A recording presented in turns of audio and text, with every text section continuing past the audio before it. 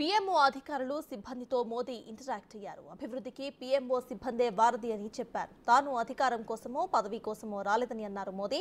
దేశాన్ని మరింత ముందుకు తీసుకెళ్లాల్సిన బాధ్యత అందరిది అని చెప్పారు. ప్రస్తుతం మోదీ మాట్లాడుతున్నారు. లైవ్ లో చూద్దాం. मानदंड नहीं है जो इससे परे है, वही तो मेरी टीम है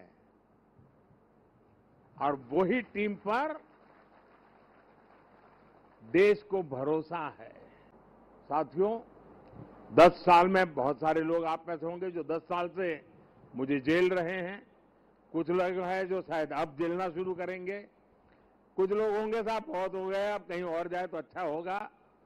जो जाना चाहते हैं उनको मेरी तरफ से शुभकामनाएं हैं। आपने इतना किया इसलिए धन्यवाद है। जो आना चाहते हैं, अगर आज टीवी पर मेरी बात सुन करके जो मन भाव से खप जाना चाहता है 5 साल, आइए, निमंत्रण है। और हम मिल करके दोस्तों एक ही लक्ष्य, नेशन फर्स्ट, एक ही इरादा 2047 विकसित भारत। और मैंने पब्लिकली कहा है, मेरा पल पल देश के नाम है। और मैंने ये भी वादा किया है देश को 24/7 फॉर 2047। मुझे वो टीम से अपेक्षाएं हैं। मैं मेरी टीम से चाहता हूं और उसमें भी मैंने मिला हुआ काम समय से पूरा कर दिया। मुझे मिला हुआ काम गलती के बिना कर दिया। मैं समझता हूं अच्छी चीज है, लेकिन परिपूर्णता नहीं है। मैंने उसमें वैल्यू एडिशन क्या किया? मैंने पूरा किया, लेकिन ज्यादा अच्छे से पूरा किया। मैंने पूरा किया, लेकिन आगे अब किसी के सर पे बोझ नहीं रहेगा, इतना मैंने करके रखा है। अगर हमारा भाव है, हर चीज में वैल्यू एडिशन, हर चीज में क्वालिटी अपग्रेडेशन, तो मुझे पक्का विश्वास है दोस्तों कि हम 5 साल के भीतर भीतर जिस सपनों को और संकल्प को लेकर के चले हैं, उसको हम परिपूर्ण कर सकते हैं। 10 साल का मेरा अनुभव है, जो तय किया उसको हम करके रहे हैं। तय भले मोदी ने किया, लेकिन करने वाले आप हैं। करके रहे हैं, हम सब मिलके करके रहे हैं। हम सबकी सामूहिक शक्ति का परिणाम है कि हमने एक कैटेगरी एजेंट के रूप में इसको काम किया है। आपको बहुत से लोग मिलेंगे व्यक्तिगत जीवन में, और खास करके टीनेज ग्रुप के जो लोग होते हैं उनसे अगर बात करेंगे, अगर उस समय क्रिकेट की सीजन चलती है तो उसका मन करता है यार एक अच्छा क्रिकेटर बन जाओ। दिमाग में रहता है यार क्रिकेटर बन जाना है। एक अच्छी मूवी बड़ी पॉपुलर हो गई तो फिर मन में करता है यार ये फील्ड अच्छा है, मैं एक्टर बन जाऊं, मैं इसमें चला जाऊं। उसी समय मान लीजिए चंद्रयान की घटना घटी है तो उसको लगता है यार ये फील्ड बहुत अच्छा है, साइंटिस्ट बन जाओ। और मान लीजिए 2 महीने के बाद क्रिकेट मैच आ गई तो उसको लगता है यार साइंटिस्ट वाला तो जरा मेहनती है, अच्छा करो अपन क्रिकेट वाला हो जाए। यानी ज्यादातर वो लोग होते हैं जिनकी इच्छाएं अस्थिर होती हैं, और जब इच्छा अस्थिर होती है तो सामान्य मानवी उसको तरंग कहता है। उसको लगता है यार तो तरंग ही है, एक सुबह एक सोचता है, दोपहर को दूसरा, तो इस पर बात मत करो यार, ऐसे ही हुड़दंगबाजी करता रहता है। इच्छा जब अस्थिर होती है तो दुनिया की नजरों में वो तरंग होता है। लेकिन जब इच्छा स्थिर हो जाती है और उसके अंदर एक लंबे अरसे तक इच्छा को स्थिरता मिल जाती है, तो इच्छा उस प्रक्रिया से गुजरती है जो संकल्प में बदलती है। इच्छा अगर अस्थिर है तो तरंग है, इच्छा अगर स्थिर है, स्थायी है, तो संकल्प में कन्वर्ट हो जाती है। और संकल्प के अंदर जब परिश्रम की पराकाष्ठा जुड़ जाती है, तब जाकर के सिद्धि प्राप्त होती है। और जीवन के हर काम को हम उस दिशा में देखना चाहिए। इच्छा प्लस स्थिरता इज इक्वल टू संकल्प, संकल्प प्लस परिश्रम इज इक्वल टू सिद्धि। जिस टीम ने इतना बड़ा अचीवमेंट किया है उसको स्वाभाविक मन करेगा कि यार कुछ अब बहुत हो गया, अब साहब थोड़ा शांति रखे तो अच्छा होगा। ये रोज नई नई चीज लेके आते हैं, लेकिन मैं मानता हूं अब मेरा दायित्व भी 10 साल मैंने जो सोचा है उसे ज्यादा सोचने का है, 10 साल जो किया है उसे ज्यादा करने का है। और अब जो करना है वो ग्लोबल बेंचमार्क को पार करने वाली दिशा में करना है। कल क्या थे और आज कितना अच्छा किया वो वक्त चला गया दोस्तों। पहले 5 पर थे, अब 10 पर पहुंच गए, वो वक्त पूरा हो चुका है। अब दुनिया इस विषय पर यहां पर है और ये इससे आगे कुछ नहीं है, तो उसके आगे हम होंगे।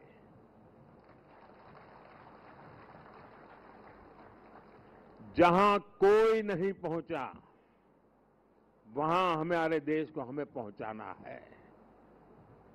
और व्यक्ति के जीवन में हो, समूह का जीवन हो या राष्ट्र का जीवन हो, जब तक वो बड़े संकल्प के साथ सोचता नहीं है परिणाम नहीं मिलता है। साथियों, जब हम काम करते हैं तब 3 चीजें बहुत अनिवार्य होती है, और अगर 3 चीजें हमारे पास उपलब्ध हो तो मैं नहीं मानता हूं कि विफलता दूर दूर तक भी नजर आएगी। और जब मैं 3 बातें कहता हूं, एक क्लैरिटी ऑफ थॉट्स, जहां तक इस सरकार का सवाल है, मैं मानता हूं कि कोई उलझन नहीं है। बाएं जाए, दाएं जाए, ऊपर जाए, नीचे जाए, कुछ नहीं, उसको पता है ऐसे ही जाना है और उसे पा करके रहना है। इतनी क्लैरिटी ऑफ थॉट्स किसी भी काम की सफलता के लिए सबसे पहली जरूरत होती है।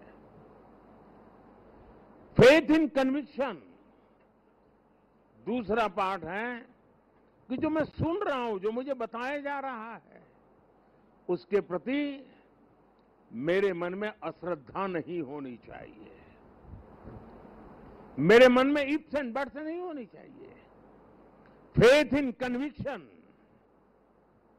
जो मैंने सुना है और अनुभव कहता है कि हाँ यार मेरे विचारों में मेल नहीं बैठता है, लेकिन यही है रास्ता, तो चलो लग जाओ। लेकिन इतने से भी पूरा नहीं होता है। Clarity of vision, faith in conviction is not enough to achieve. और उसके लिए चलता है कैरेक्टर टू एक्ट। मुझे अपने व्यक्तित्व को उस प्रकार से गढ़ना पड़ता है, मेरे समय का सर्वाधिक उपयोग उस काम के लिए लगाने का मुझे प्रायोरिटी तय करनी होती है, खुद को खपाना पड़ता है। मेरा शरीर, मेरा मन, बुद्धि, सब कुछ मेरा कैरेक्टर टू एक्ट, उस काम को पूर्ण करने वाले कैरेक्टर के रूप में अगर निकलता है तो मैं परिणामों को प्राप्त कर। मेरी टीम के पास ये सब कुछ संभव है दोस्तों। जिस टीम ने मुझे 10 साल में बहुत कुछ दिया है, उसमें हम और नया क्या कर सकते हैं, और अच्छा कैसे कर सकते हैं, और जल्दी कैसे कर सकते हैं, और ज्यादा स्केल पर कैसे कर सकते हैं। अगर उन चीजों को लेकर के आप साथ ही आगे बढ़ते हैं तो मुझे पक्का विश्वास है कि 140 करोड़ देशवासियों ने आपके पुरुषार्थ को मोहर लगाई है। ये चुनाव मोदी के भाषणों को मोहर नहीं है, ये चुनाव आपके 10 साल के हर सरकारी कर्मचारियों के पुरुषार्थ को मोहर लगी हुई है। इसलिए इस विजय के बड़े हकदार अगर कोई है तो आप लोग हैं। इस विजय के सच्चे हकदार कोई है तो भारत सरकार के हर कर्मचारी भी हैं कि जिन्होंने एक विजन के लिए अपने आप को खपा देने में कोई कमी नहीं रखी, और देश में पहले से बहुत तेज गति से काम हुए जिसका परिणाम भी नजर आ रहा है। लेकिन मैं एक नई ऊर्जा के साथ, नए हौसले के साथ आगे बढ़ना चाहता हूं। मैं विराम करने के लिए पैदा नहीं हुआ हूं। सफल वो इंसान होता है जिसके भीतर का विद्यार्थी कभी मरता नहीं है। कई लोग मुझे इस चुनाव में भी और हमेशा, मैं पिछले 30 साल से ये सवाल सुन सुन के थक चुका हूं कि इतनी एनर्जी लाते कहां से हो, थकते क्यों नहीं हो, मुझे लोग पूछते रहते हैं। लेकिन वो मेरे बॉडी को तराश रहे हैं, मेरी बॉडी में क्या खाता हूं, कितना सोता हूं, मैं योगा कितना करता हूं। अब वो गलत ट्रैक पर है, इसलिए मेरी एनर्जी का रहस्य उनको पता नहीं है। मेरी एनर्जी का रहस्य, मैं जीवन भर भीतर के विद्यार्थी को जिंदा रखता हूं। और जो व्यक्ति अपने भीतर विद्यार्थी को जिंदा रखता है वो कभी भी सामर्थ्यहीन नहीं होता है, शक्तिहीन नहीं होता है और आलसी नहीं होता है। वो हर बार ऊर्जा से भरा हुआ रहता है।